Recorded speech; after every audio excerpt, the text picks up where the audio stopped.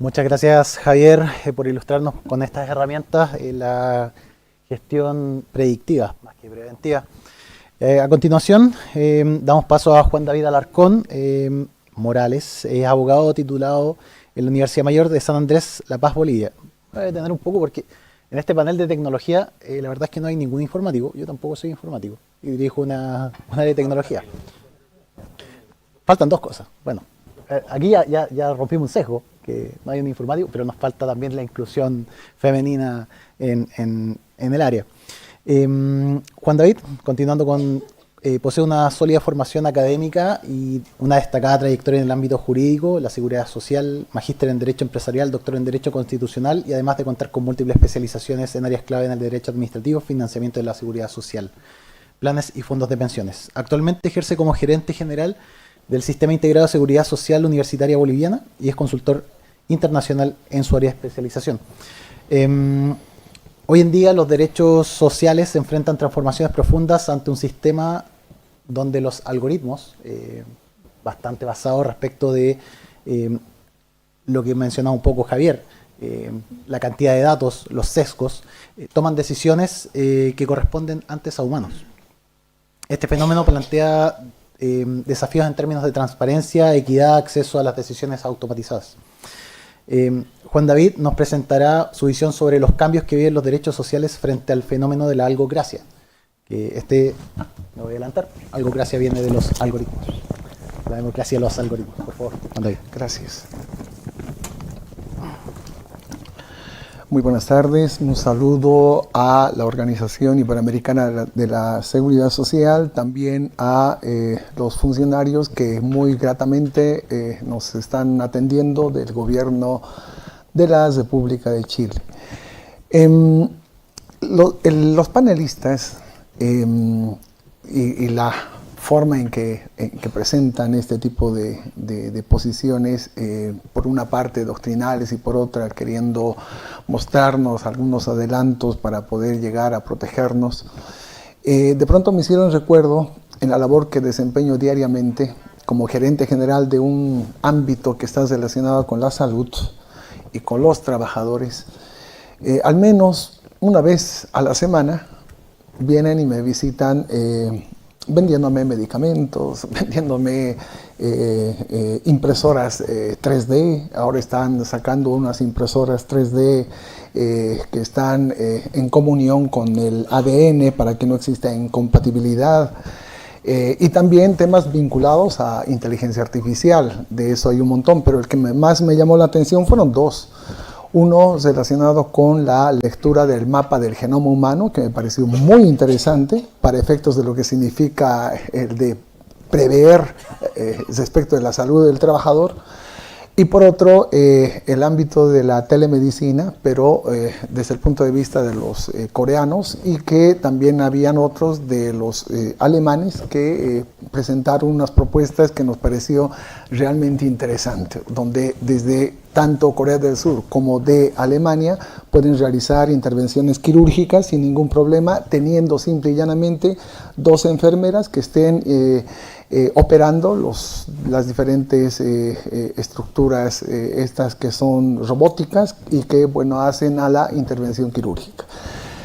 Todo este fenómeno, ¿no?, de pronto llega a mostrarnos una transformación muy interesante que repercute en los derechos sociales. Y un poquito voy a tratar de exigir paciencia en ustedes, porque recuperemos un poco quizás lo que significa el alcance de los derechos sociales. La seguridad social ha surgido fruto de una revolución, la revolución industrial. La seguridad social no ha surgido así de la noche a la mañana, sino ha sido fruto de un efecto que ha sido caótico. El hablar de engranajes, de tuercas, de poleas, de aspectos materiales que hicieron en el siglo XVIII, de pronto a una persona que era la que vendía su fuerza de trabajo, de pronto no tenía un brazo, de pronto se le caía un fierro en la cabeza y esta persona definitivamente pues era inservible y se lo despedía. Entonces, fruto de ello vienen las transformaciones sociales del siglo XVIII y fundamentalmente del siglo XIX, que hicieron de que surjan fenómenos muy interesantes como el trabajo en común o el cooperativismo, el año 1845 con los pioneros de Rochdale, ¿no?, en Inglaterra. O que de pronto salga el Manifiesto Comunista de 1848. O de pronto venga la Comuna de París en 1871. O de pronto venga en 1883 el primer seguro de salud con Otto von Bismarck. Y de pronto ese primer seguro de salud viene respaldado por una ley de accidentes de trabajo, 1884, o una ley de enfermedades profesionales, 1886, para cerrar con broche de oro la lógica bismarckiana de 1889 con la ley de vejez. Ahí es donde surge por primera vez, fruto de esa transformación de la revolución industrial, surge por primera vez aquello denominado normas sociales, o lo que hoy llamamos el seguro social, sobre la base técnica del seguro privado. Estadística, probabilidad, ley de los grandes números. La base técnica del seguro privado, que de pronto repercute en lo que Bismarck ha denominado, y desde ahí hacia adelante se ha denominado, el seguro social. De pronto llegamos al siglo XX, donde a partir de la Constitución de Querétaro, 1910, la Constitución de Weimar, 1917, luego 1942, hablar de Henry Beveridge, cuando ya hablamos de la seguridad social, ya no del seguro social. Entonces ahí, pues nosotros tenemos la convergencia de la tesis laboral bismarckiana con la tesis universal de Beveridge. ¿A dónde llega esto? Al hecho de que de pronto estamos en una denominada revolución tecnológica y de pronto nos lleva a nuevas formas de relaciones laborales, jurídico-laborales, y donde hay trabajadores que tienen una característica ya diferente. Y es ahí donde hablamos, no sé si esto es para recorrer, el de acá. Hablamos de estos trabajadores geek. Aquí en Chile se lleva adelante un festival famoso en materia musical, Viña del Mar, y a veces está la orquesta y a veces, bueno, falta un violinista o falta el baterista y de pronto hay que llamar al segundo baterista. Y hay así ese tipo de trabajo que es un trabajo que tiene características muy particulares porque es esporádico, es para un objeto definido, es muy flexible. Entonces ahí en el ámbito musical, y esto desde hace mucho tiempo, se hablaba de ese apoyo geek, ¿no? En el ámbito musical es un término, el geek, que se aplica en el ámbito musical. Pero de pronto surge la posibilidad a través de consultores, y hay consultores del Banco Interamericano de Desarrollo que son interesantes porque desde finales del siglo pasado vienen creando categorías, nuevos nombres, que de pronto la gente empieza a agarrar y dice, ah, qué bonito, y empiezan a agarrar y empiezan a reproducir, ¿no? Finales del siglo pasado, en regiones como el Perú, Ecuador, Colombia, Bolivia, se habla de consultores de línea, consultores por producto, por ejemplo, algo que no existía en el sistema jurídico romanista, y de pronto eso que es propio del sistema jurídico anglosajón se introduce en América Latina. De pronto se introducen aspectos como, pues, hace un momento escuché las medianas, las pequeñas, las microempresas, y de pronto a algún consultor de por ahí se le ocurrió hablar de las nanoempresas. Y uno dice, ¿hasta dónde llegaría, digamos, ese tipo de definiciones? Y hoy se está hablando, fruto también de trabajos de consultores del Banco Interamericano de Desarrollo, se habla de trabajadores geek, utilizando la terminología musical. Y es que evidentemente estos trabajadores son independientes, tienen una alta flexibilidad en el desarrollo laboral, prácticamente utilizan, y no pueden existir sin ello, las plataformas digitales, y es que ahí además está la ruptura de los límites territoriales y por lo tanto la ruptura de la aplicación de qué tipo de norma podría llegar a afectar a ese trabajador. Muchos hablan de la aplicación del locus regit actum, pero difícil es entender hasta dónde llega el hecho de que uno haya sido contratado vía virtual, vía internet, y de pronto, pues, ¿qué norma se aplica? La norma, el locus regit actum, hace referencia a aplicar la norma del lugar donde se ha suscrito el contrato. Pero cuando se trata de un contrato virtual, de pronto, o sea, el empleador está en la India. O al revés, el empleador está en América Latina y el trabajador muchas veces está en la India. Cuando queremos sacar, por ejemplo, visa, la Schengen, para ir a Europa, de pronto nos dan un número y nos atiende una persona que habla español, pero que tiene un acento especial, ¿no?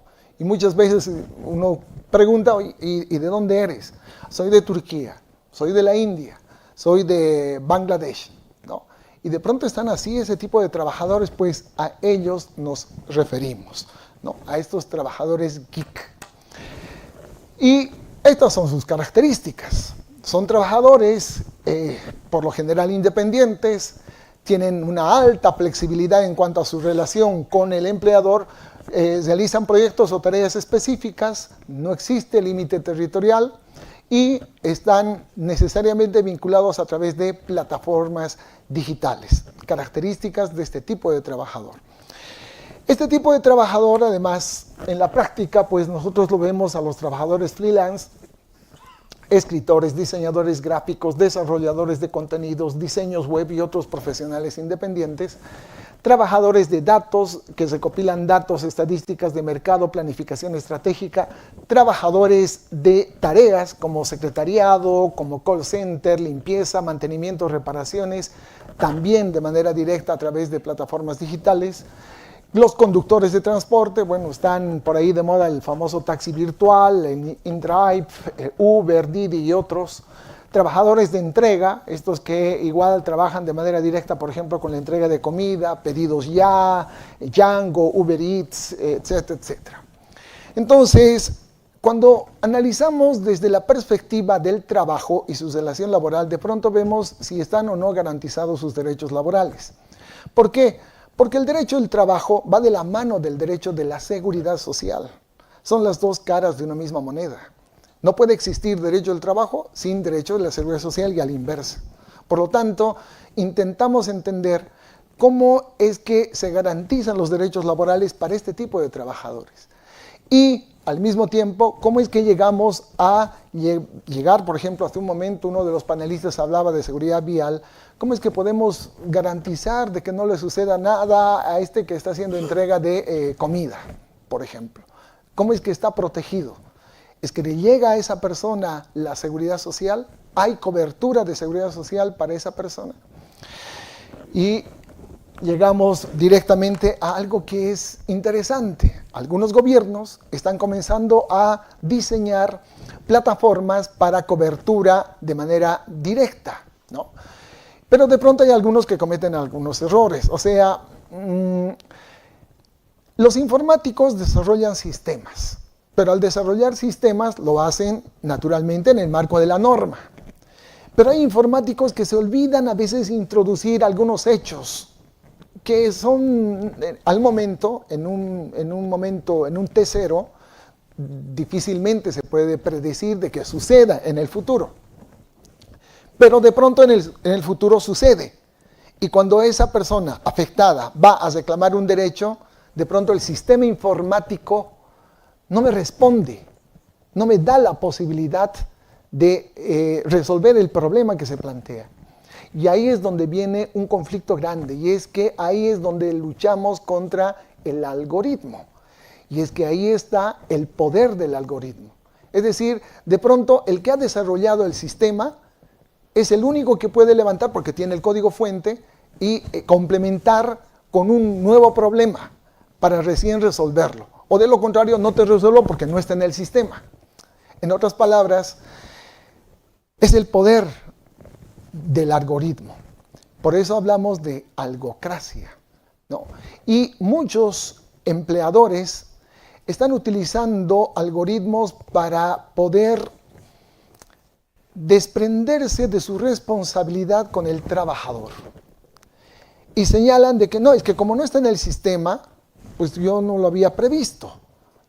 Y por lo tanto es ver mecanismos normativos que regulen el alcance de la construcción de algoritmos para evitar que exista un empleador que pueda decir, pues me deslindo de cualquier responsabilidad respecto de mi trabajador en materia de prevención. Ahí es donde se requiere una comunión de voluntades a nivel regional o a nivel de organizaciones como la OIS para poder determinar mecanismos que hagan una especie de regulación a la construcción de algoritmos para evitar de que exista afectación a derechos sociales, tanto en el ámbito laboral como en el ámbito de la seguridad social. Esta protección de derechos sociales se ha dado, ya habíamos manifestado, fruto de la Revolución Industrial, pero que se ha consolidado como hoy lo conocemos en la Segunda Guerra Mundial, allá en 1942, ya les dije con Beveridge, que dicho sea de paso tampoco ha sido un favor, porque todos los que están aquí, y lo lindo de este tipo de eventos es la forma en que podemos hablar en el pasillo, y ahí hay mucha gente, y están acá muchos con los que hemos conversado, realmente que conocen muchísimo de seguridad social, y eso es apasionante, porque hemos coincidido en que las normas vinculadas a seguridad social en el mundo no han sido un favor. Porque Bismarck, cuando aprobó la ley de seguro de salud y luego de accidentes de trabajo y enfermedades profesionales, lo hizo con un tema político para evitar el avance del socialismo, del maldito socialismo, ¿no? Y le resultó pues genial. ¿Por qué? Porque frente a la historia es el padre del seguro social, frente a la historia. Pero el efecto es que no era esa la situación. Lo mismo en 1942 con William Henry Beveridge, otrora ministro de Trabajo en el gobierno de Churchill, ¿no? Cuando presenta un programa de seguridad social relacionado con que exista mayor productividad y te voy a dar mayor reconocimiento, el recreo, vacación, X, Y, Z, y que de pronto llega hasta vivienda, seguridad social. Algunos con los que hablé ahí en el pasillo hoy día, a mediodía, de pronto creían que seguridad social simplemente era salud y pensiones, ¿no? Y hay otros, un médico, que creía que seguridad social era solo salud. Cuando seguridad social involucra aspectos gigantescos gracias a esa política que no es casualidad para la Segunda Guerra Mundial de William Henry Beveridge, que llega más allá de lo que es el recreo, más allá de lo que es vivienda de interés social. También es seguridad social, asignaciones familiares y otros. Entonces, pasando la historia, llegamos a lo que hoy estamos viviendo y la historia lo contará como la revolución tecnológica. Y esta revolución tecnológica va a traer muchísimos cambios en el orden de los derechos sociales y fundamentalmente en el derecho de la seguridad social, y es ahí donde nosotros, o al menos quienes estamos en este ámbito, tenemos el reto y tenemos la obligación de establecer mecanismos de regulación que hacen lo que hace un momento hemos hablado, regular temas vinculados al trabajador geek o regular temas vinculados a la algocracia. Protección de los trabajadores. ¿Y cómo lo haríamos?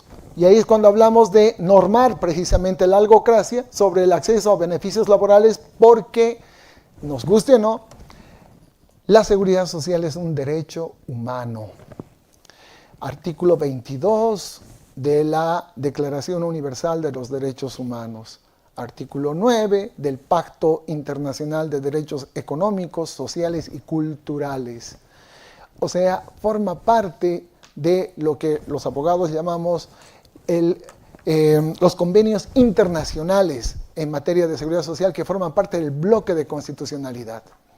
Entonces, ese aspecto de que hablamos de derechos humanos y de seguridad social es un aspecto que no debemos de olvidar.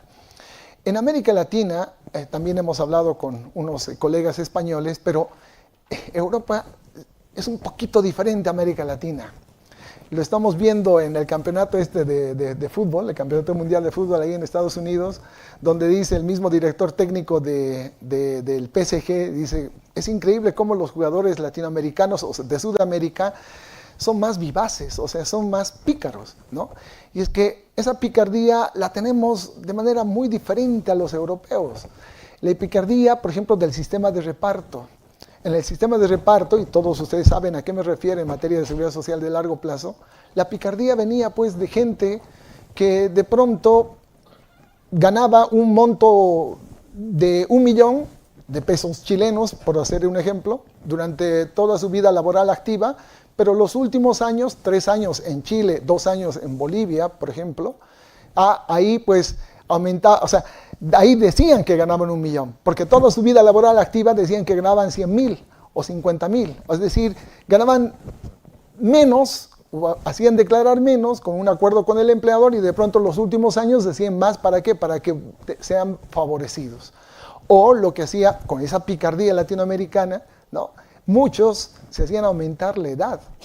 En Bolivia, en el Perú, en Ecuador hemos visto sentencias, jueces que de pronto con cualquier prueba, a uno que tenía 40 de pronto tenía 55 o 60 años, con sentencia judicial.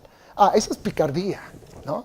Esa picardía que es agradable, como cuando ocurrió el partido de Bolivia con Chile, allá en el Alto, en La Paz, hace un par de semanas, ¿no? Miren la picardía chilena que me encantó y en vez de enojarme me sonreí. Sí, ya estoy.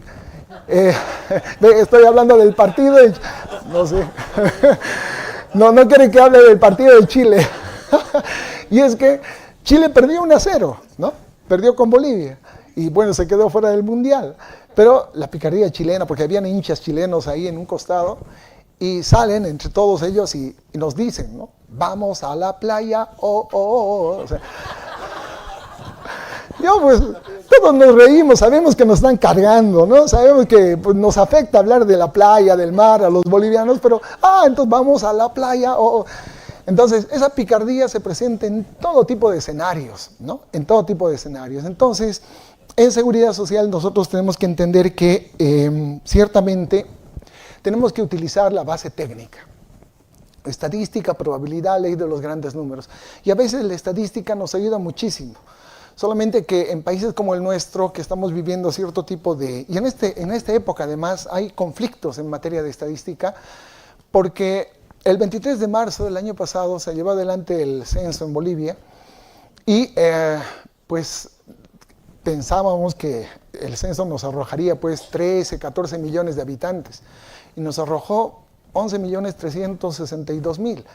Y la verdad es que nos hemos mantenido y parece que estamos decreciendo, ¿no? Y es que las nuevas generaciones no quieren tener hijos. Y eso pues es alarmante, pero no había sido solo en Bolivia, estoy comparando con Chile, con Argentina, y hay nuevas generaciones que realmente no quieren tener hijos, o algo está sucediendo, porque más quieren tener perros o gatos, pero no quieren tener hijos. Y es que los censos definitivamente no buscan saber cuántos somos, sino cuántos quedamos. Y eso es peligroso para la seguridad social, ¿no? Es peligroso. Finalmente, y por favor quiero pedir disculpas con la tarjeta roja, un aspecto que no quisiera dejar de lado es que hay ámbitos que hacen a la seguridad social que es pues un tema de alta sensibilidad, ¿no? Para trabajar en seguridad social hay que tener sensibilidad social, o sea, porque estamos hablando de la parte más íntima que tiene el trabajador, lo más íntimo que tiene en el entorno de su familia, ¿no? Porque la seguridad social está antes de nacer y mucho después de morir. Ahí está la seguridad social, tenemos que sentirnos orgullosos de la seguridad social. Pero al mismo tiempo, como es algo tan íntimo, es que tenemos que ponernos en el lugar del asegurado y darle las máximas posibilidades de que pueda acceder a una prestación de la seguridad social. Esa es la labor y ese es el reto de todo trabajador que está en este ámbito tan hermoso como es nuestra seguridad social. Muchas gracias.